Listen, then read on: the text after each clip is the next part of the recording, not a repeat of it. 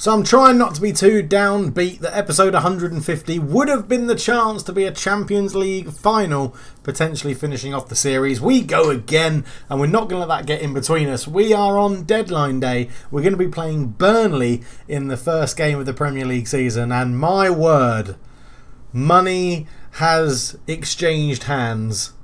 Roll the intro. No, I won't stop.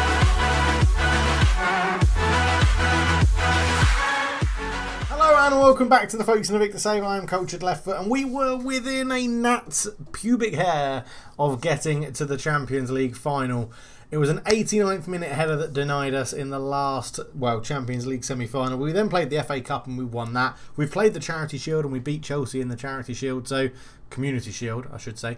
And so it looks like we're going to have another good season. But it is deadline day. We're going to take part in deadline day and then play the game against Burnley. Oh boy. Oh boy. Let's start with the outs. So we're going to start in financial lowest to highest. On a free transfer, Iaxa Moriba, we knew he was going to leave. He joins Fiorentina. Bosman ruling, he's gone there. Was a very good servant for us. £53 million we paid. 3 years we got out of him. He is now 32. I did offer him a new contract. I wanted him to stay, but unfortunately he has moved on. He'll be very good for Fiorentina in Serie A, I'm sure of that. Next up, Fuzzy, you've gone out on loan. You have gone to St Johnstone in the Scottish Premier Division to go and get some experience of first team football. You're the hard-working midfielder they apparently need. And yes, you're going to come back to us with a bit more first team experience. Looking forward to what you can do, seeing how you perform in Scotland. You moved at the end of last season, which is why you're there and didn't play for them. So this is your first season there, really. But yes, we'll see how you get on. Keeping in line with Patreons and club members going out on loan, Ken Wynn is out on loan again. I did say we're going to keep him around, potentially to use as a backup centre-back, but we'll get to that in a minute. Lille, he's going back to France. He's going to Lille to see if he can carry on his reasonably good form that he had for Bordeaux. Yes, he came through our youth academy in 2027, has yet to play a game for us, but has played plenty of games in his career. And we'll be looking with bated breath to see how he gets on. So I said we're going in financial order. Those two Patreon loans were free. They're only paying the wages. These come with a bill as well. So Daniel Bagger, a very highly rated left back that we've got at the club.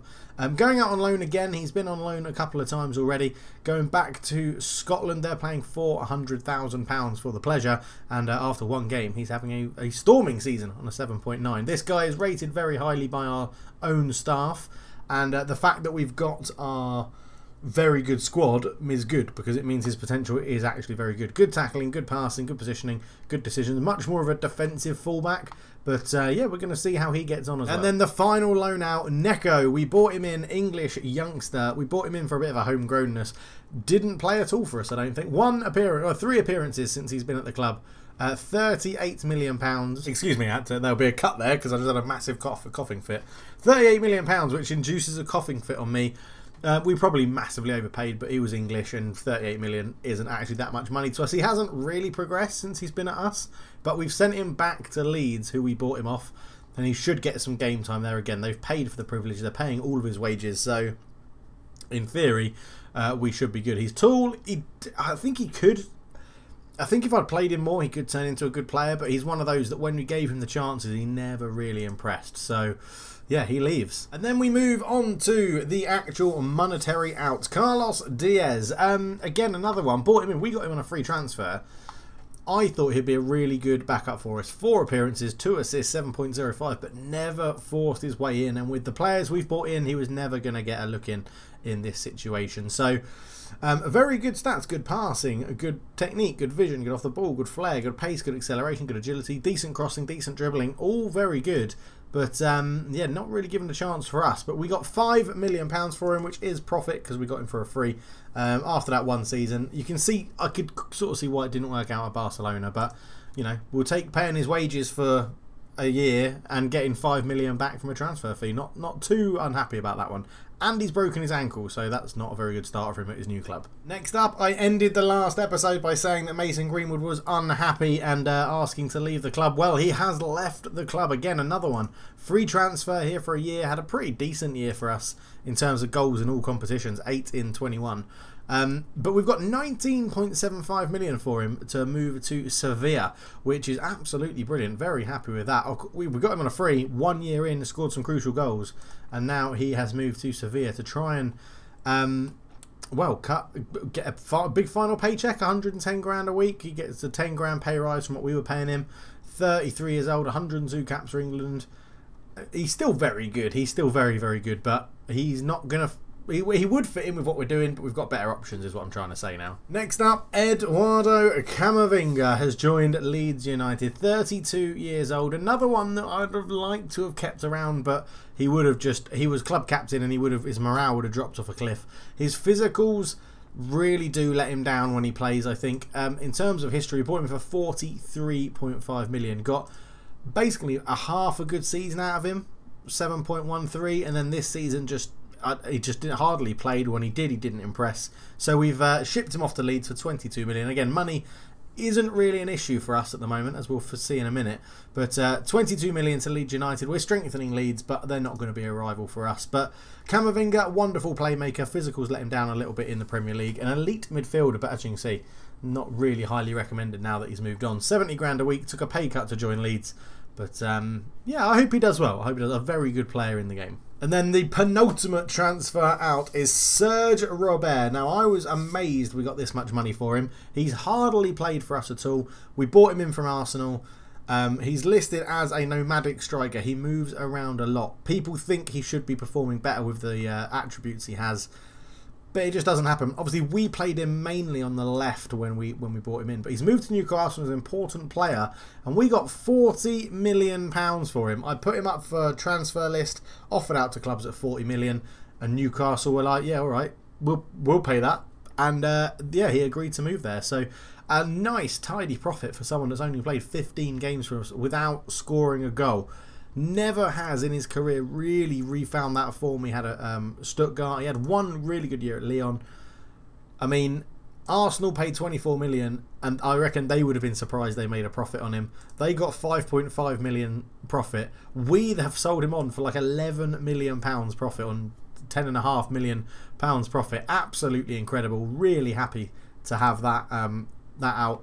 He was good, but he's off the wage bill. It's a hefty income in, and yeah, he wasn't going to get much game time. And then last but not least, this will surprise some. If you're not in the Discord, I tweeted, who do you think we got this amount of money for? And nobody guessed.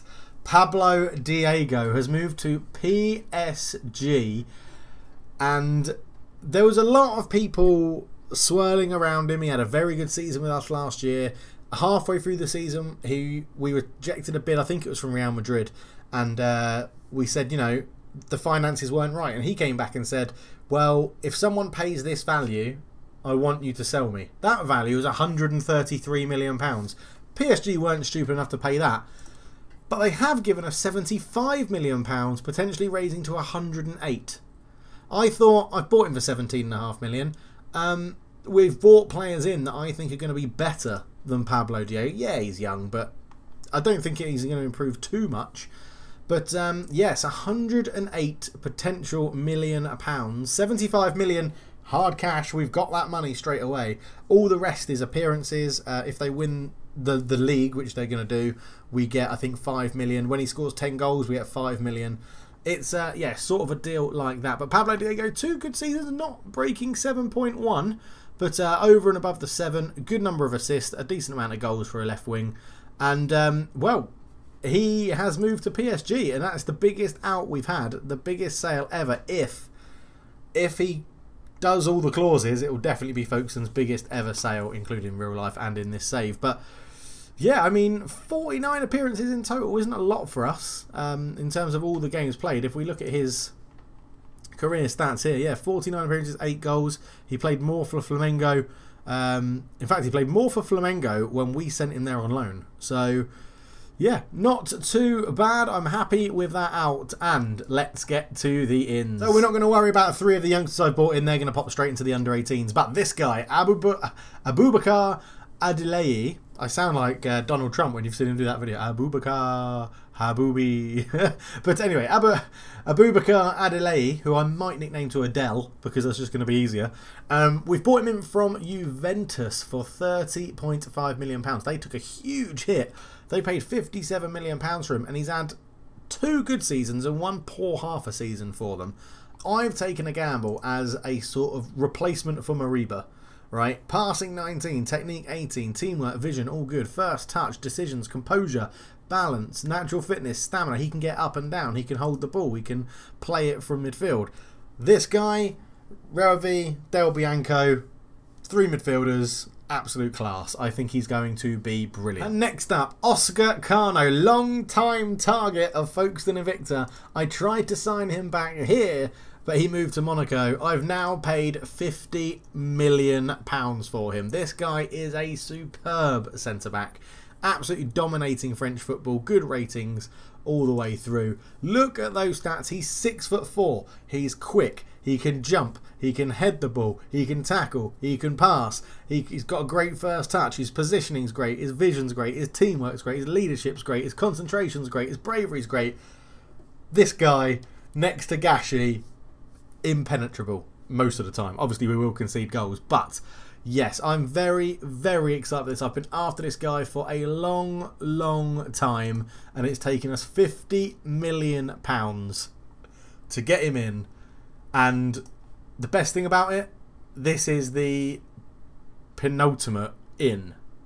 Let's go and see who's got the highest income in 2000, or the highest transfer fee for Folkestone Invicta in 2035. It is, of course, Ridvan Osmani. We were negotiating terms with him. Those terms failed and my door has just gone. Bear with me. What a time for the doorbell to go. Those terms failed, but when we went back in for him, Man City said, give us a little bit more money. So we have £85 million. I mean, it's still cheaper than what we sold him for, which is brilliant. 2 good seasons and they've made a loss. They've taken a loss on him for him to come back, and he will be our starting left-sided attacking forward. He is brilliant. He is absolutely brilliant. And I'm so happy he's back. Oh, breathe it in. Just breathe it in. What a player. £73 million worth. I'm happy to overspend. He is phenomenally good. 10 goals in 37 games playing up front for them. But remember, we played him on the left and he was doing very well for us as well. So I can't wait to see how he performs. But overall, this is what it looks like. We've had 166 million spent, 163 million come in, and we're not done there. I've got my eye on someone else because we do need a backup left winger now. And this backup left winger is listed as an elite winger. If it pays off, it will be brilliant. Let's get into deadline day. And it has come off. Maxim Sabe. We are giving Man City so much money in this transfer window, but I do not care. Sabe for £49 million, which sounds like a fairly large chunk of money. This guy is incredible. Like, incredible. Why Man City have let him come to us? Technically a rival. World-class winger. Drink that in. That is ridiculous. Technique, passing, first touch, crossing, pace, agility, acceleration, anticipation, flair, off the ball. Composure could be a bit better. He's going to be ridiculous. He's going to be ridiculous, and he's going to be probably playing back up to Osmani most of the time. Unbelievable. Unbelievable. 7s for quite a while, 1-6 in there. They paid £165 million for him. £49 million. I did the old tactic, make him transfer target, top transfer target, talk to the press about him, send a scout to go and watch him, make him unsettled. When we started these negotiations, he was listed, Man City wanted £120 million for him. Unsettling him, getting his name out in the press, telling one about I said, you know, yes, there's definitely interest from our side. I hope we can do a deal. And he came back, Sabe came back and said, to play for a club like Folkestone is what everyone dreams of. Yeah, he's 30 years old, but oh my God, right? We've bought in Maxim Sabe and Osmani, 2 amazing players, to replace Pablo Diego. Money well spent, I think. Absolute money well spent. We do have some potential outs going on as well, but this is the main reason we came back on deadline day, because I don't think there's going to be any more ins, if I'm honest. There's not going to be any more ins. That is our squad done and dusted. We'll go through it before the Burnley game. As Scott Beattie is wanted on loan. Another Patreon, not in the first team yet. No, we're going to reject that because it's only 600. Charlton, all loans for Ross Jacobs are rejected. Paul Swanson, you're not offering us anything. No offers for Fernandez, who are maybe looking to move on. And I'm not going to discuss the club's finances. Sorry about that. But yeah, we're maybe looking to move on Fernandez. He's good in the libero role, but we've got better options at centre-back now. It's going to be between him and Reynolds. Hopefully we'll move one of them on in this window. I've not transfer listed Reynolds, but I have transfer listed Fernandez because Reynolds is younger and English, so I think he's worth keeping around. But if we get rid of Fernandez, it's not that much of a deal. We'll come back on deadline day if anything happens. The window is officially shut. No more deals happened. From our point of view, we can still sell to Europe because obviously, you know, this is England and this is when we move the transfer window forward to be before the start of the season, and no one else in Europe matched us. So yeah, unfortunately. But we are part of two of the three biggest deals. Ridvan Osmani joins from Man City to us, and Pablo Diego went from us to PSG. And George Barthel went from, the commanding goal went from Inter Milan to Liverpool, which is interesting. He is a very good goalkeeper, 29 years old. Biggest spenders were Man City, 246 million, and we were the most active team in the Premier League with 7 players coming in. 3 of those, though, are youngsters that we will probably never see perform anyway. It's just in case. Just in case. But yes, very interesting. And then, wow, the carnage that happened. So, we lost to PSG in the semi-finals. They went on and won the Champions League. Well, that prompted one hell of a manager merry-go-round. Pep Guardiola retired from PSG. Right, Pep Guardiola retired from PSG. Villas-Boas took over from PSG. He was at Real Madrid. Real Madrid appointed Pochettino, and Pochettino was at well, no, that's his playing career. Pochettino was at Bayern Munich. Bayern Munich appointed Zidane, who I think was in Italy somewhere. Yeah, he was at Juventus. Juventus appointed Marcelinho. I've got a feeling this all links together how I thought it did. Who was at Porto. Porto appointed Rashina, who was at Rangers. And Rangers then appointed this guy called Steve Brown, who no one really cares about because he's a caretaker manager. But in midst of all of that, because there was some other stuff going on as well, Pep Guardiola is now manager of Man United because Man United, if I was doing a journeyman save, all these jobs I would have been applying for them because it was ridiculous. So if we go transfer history and look at staff, we can see where their guy went. All transfer staff. Scaloni went to Barcelona. That was it. I can't remember who Barcelona manager was. Who did he replace? If we go milestones, say left as manager of Man United. No, I don't know who it was. Who was manager of Barcelona?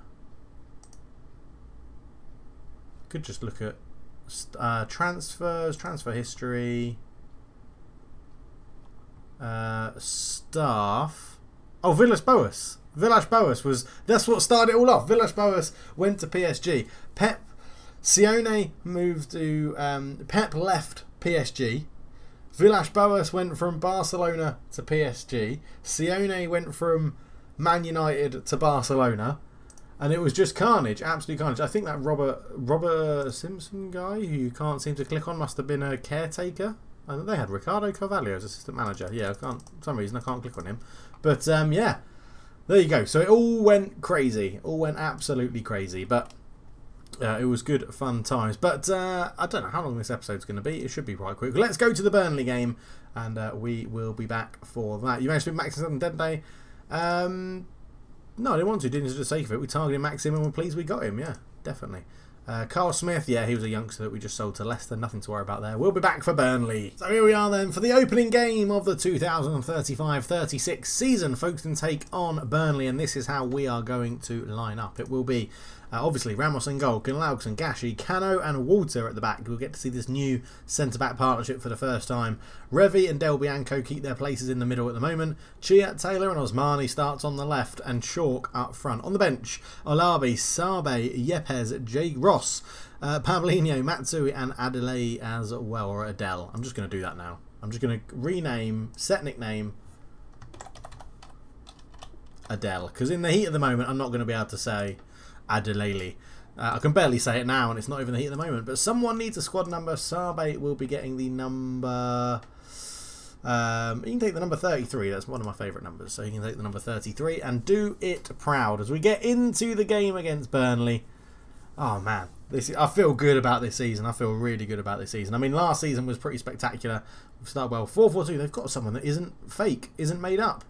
Chris Maturi, and he looks dreadful. They're not playing Fernandes. Breno? No, that's from Provo. Bruno Fernandes is on the bench. And, yeah, he doesn't make their first team anymore. So, bless him. But, yes, I am expecting us to win. I expect nothing but a win from this match, even though we're away. It's only Burnley, as they say. So I think we should get out there and absolutely batter them. First highlight of the game goes to Burnley. Gibbons throws it up the line. Walter intercepts it. It may have been throwing it back for a kick out of possession. As you can see, a flat 5-4-1. They are not coming here to attack. Or they're not at home to attack. Osmani cuts in field. Keeps going with it. Still going, Osmani. Lays it out to Gunnlaugsson. Gunnlaugsson holds it up. Ball across. Chalk with a header. And he gets his season off to a flyer. His second of the season because he scored in the Charity Shield. And yes, a lovely assist from Gunnlaugsson. Good run from Osmani, who ran all the way from left over to the right-hand side. Laid it off to Gunnlaugsson. Gunnlaugsson went to the byline but stopped before getting there. Put the cross in and Charlie Chalk with a lovely header. And we find ourselves 1-0 up. Del Bianco with the ball on the edge of the box. Tries to go round his man. Tackled. Cleared away. And De Graaf beats... that's Gashi to the ball. De Graaf and Ramos with a good save to touch it over the bar. Number 5 is Gashi. His number hasn't changed. And Cano has taken number 6 off Fernandes as Gashi gets his head on that. De Graaf with a shot blocked and sort of cleared away. Sanchez keeps it alive and puts a good cross in, and Agogo can't get there because Osmani hooks his foot round it and gets it away, and it's a throw in. Walter up the line to Taylor. Osmani in field. Back to Walter. Walter comes forward into Taylor. Into Osmani again. Osmani tackled by Gibbons, who gets it away. Easy for Kano, that one. Revy. Out to Osmani on this left-hand side. We're getting the ball out to him a lot. Del Bianco shoots. Oh, it's a rocket. 22 minutes in. 2-0 Folkestone Invicta. First goal of the season. And Osmani gets his first assist back at the club. Lovely, lovely stuff. Revy here out to Osmani. Osmani just looked like he was going to go cut back inside. Gave it to Del Bianco in acres of space. Left-footed drive. And it's 2-0. Free kick. Revy's over it. He's dinked it in, and there's a header, and it's Javier Chia, who is like 5'5", his 50th goal for Folkestone Invicta, and it's 3-0 in the space of like 25 minutes, 2 goals back to back, and Javier Chia sneaked in. The keeper should do better, but it's 3-0. What a performance! Throwing just before half time, Cano gives it back to Del Bianco. Del Bianco looking for Revy, had an easy pass in the middle, but didn't choose to use it. Good tackle from Cano, but it falls to Santis. Santis, it's a block from Gashi. Santis still has the ball. Corraga's in, shoots. It's taking a deflection. He looked offside, but it's not been given offside. It's a goal. It definitely looked like it hit the guy in the middle of the park here. Sanitis got a bit of luck off there. Laid it back to Corraga, who got, again, a bit of luck. Oh, it's not. It's just gone straight past him. You can argue he's blocking the goalkeeper's path, but it's 3-1. Right on the stroke of half-time. Burnley get one back. I am going to sound very pleased because we've scored 3 goals away from home, even if it is Burnley. But, yeah, that's a disappointing to concede like that. Quintero with a throw, and in it goes to Mokri. Back to Quintero. Goes long. De Graaf beaten in the air by Gashi. Revy picks it up. Back to Del Bianco. Del Bianco out to Gunnlaugsson. All the way across. Osmani's there. Oh, he's hit the beam. Cheer on the rebound. It's another assist for Osmani. He's so unlucky not to score on his return debut for Folkestone. But Cheer puts in the bounce off the post and makes it 4-1. Del Bianco out to Gunnlaugsson here. Gunnlaugsson, in it goes. Osmani with a header. Keeper can't get there, and Chia puts it in at the back post. Goal kick to Burnley then. Mateus Enrique gets it away. De Graaf is underneath it, wins it really well. De Graaf still going. Round 1, round 2, round 3. De Graaf with a shot into the side netting, and yeah, Burnley aren't really threatening us. 4-1 up, nothing to worry about. Quintero with a throw into Serkan. Burnley camped in their own beginning third, because you call the final third where you're getting into it, but we're not really letting them play out. Stella goes long. De Graaf up against Gashi. Gashi wins it again. He's so good. He's got a new contract as well, Gashi, which is really good. Walter comes down the left into Cano. Cano comes forward with it, bringing it out of the back. Lovely stuff. Chia on the right-hand side. Chia crosses it in. Osmani with a header. He gets the goal. Ridvan Osmani, the £75 million man, gets his first goal on his return debut for the club. That's 2 assists and a goal for Ridvan Osmani. What a debut back at the club as Chia pings it to the back post. He looks... I'm so happy we've got him back. I didn't really want to sell him. They paid his release fee, but we've got him back for even cheaper than what we sold him for. Brilliant. We're up to first as well with goal difference. 20 minutes to go. Let's get some subs on. Let's get some subs on. James Taylor is going to come off to be replaced by Sabe, who's going to come on for his debut. We're just going to push Osmani into the middle. He's having a storming game. Why the hell not? And I think that's all we'll do, really. I could bring Adele on for his debut as well, but I think Revi's playing. I think the midfielders are playing well. We don't have too many games coming up at quick succession this early on. So, yeah, we'll go with that. Maxim Sabe on for his debut as well. 10 minutes to go. As well, we get another highlight. Mateus Enrique. Gunlaug's an easy header. Charlie Chalk picks it up. Charlie Chalk comes forward, moves down the right-hand side. Lays it back to Del Bianco, into Revi, Del Bianco, Revi, Del Bianco, Revi. And we go to Chia. Somebody else gets involved in the passing football. Gunlaug's a ball across. Sabe beaten in the air. Del Bianco is there. Lays it out to Volta. Goes down the line, but just not the cohesion between those two just yet. It will come. Cano wins a lovely header again. Revi brings it forward. He's still going. Shoots from range past the post. 10 minutes to go. 5-1 up. Top of the league. Beautiful. Throw in. Gunlaugson to take it. Into Revi.